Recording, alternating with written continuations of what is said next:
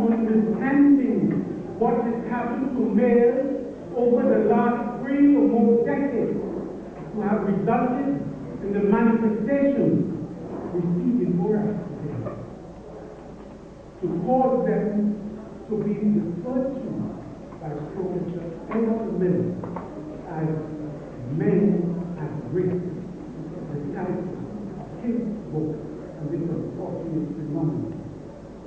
There must be serious attempts at re-evaluating the situation, because it is only when you have diagnosed the problem that you are able to determine useful situation.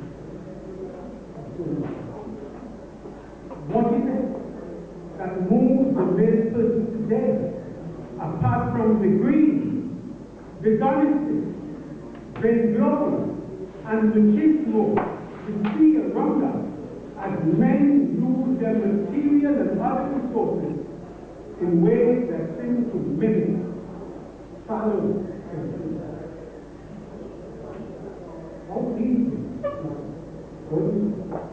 to empower young men whose primary pastimes seem to be smoking pot, sniffing cocaine, and rustling alcohol pills, and showing blatant disrespect to all people. And with some of us, one gets emotionally involved anyway, as we turn back and say to ourselves, it is not my thing.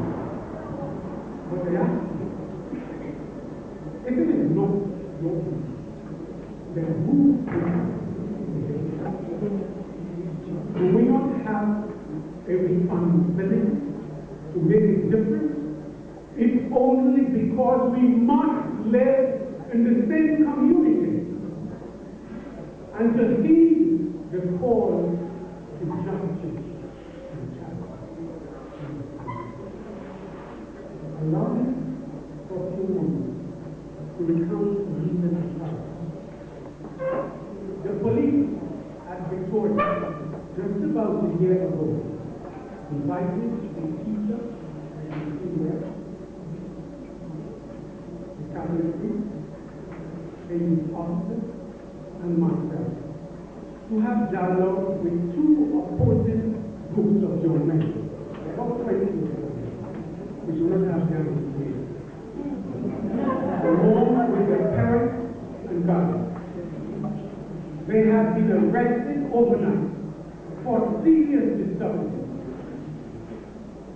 We all spoke and discussed with them at length. The next day, when I returned from vigil, I met 2 young men cutting the very, very tall grass and very steep path in front of my house. I recognized them as 2 of the chaps who had been at the police station. I had not asked them to do anything. Why do you think? What do you think? You know what? When they speak truthfully to our young men about discipline and self-respect, reminding them that as Mohammed Gandhi said, and I quote, people cannot take away your self-respect if you did not give it to them. And of course, I believe too that an urgent need for constructive engagement with young males exists in all of the youth. There is also a need for all of us to heed the call of God to our lives, to undo the heavy burden,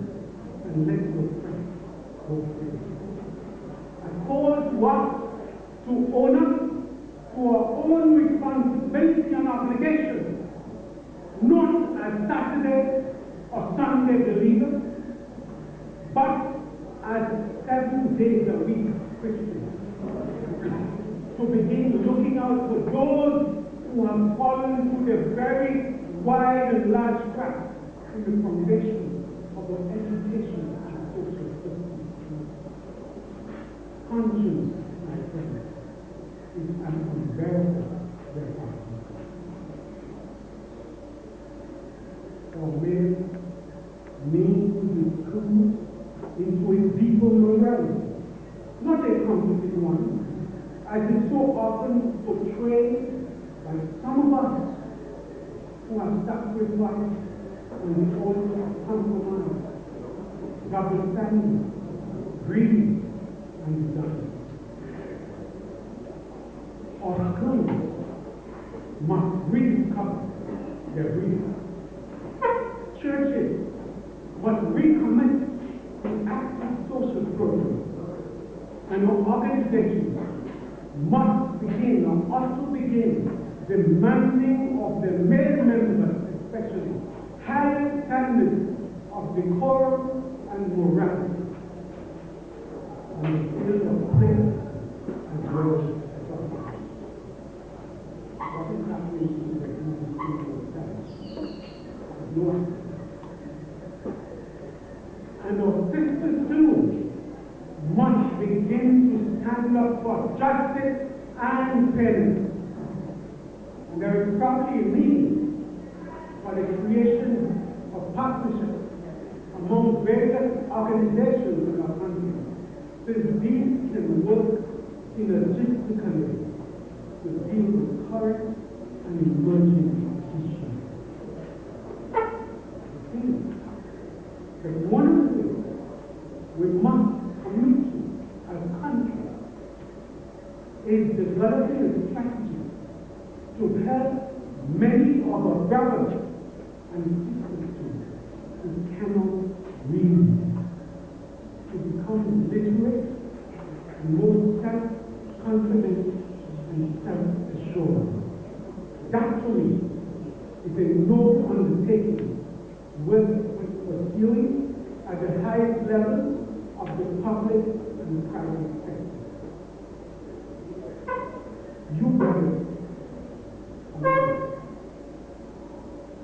your greatest gift to our young brothers must be the example you set by your lifestyle, not so much by the math and science you may teach them, important. Let your life always be a shining example to light the pathway in the darkness of the world, so that our young may begin to see a different reality which they may strive to emulate. You cannot achieve this by living a life that is fraught with double standards, low morality, and other negatives. You must begin to become yeast in the door of the life of your brother. You must begin to let your life bear evidence of ethics and integrity, even within your experience of difficulty and challenge. You remember when Job was undergoing great challenge, his wife said to him in chapter 29, "Dost thou still retain thy integrity? Good God, who is that?" But we remember that later on, in chapter 27, Job reminded us that, quote, "I will hold fast my integrity until I die." To be rooted in integrity, even in times of testing, is to be rooted in God.